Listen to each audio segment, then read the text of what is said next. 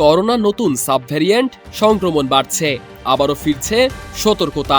স্বাস্থ্য অধিদপ্তর জারি করেছে ৭ নির্দেশনা। দেশজুড়ে হাসপাতালগুলোতে চালু হচ্ছে করোনা পরীক্ষা।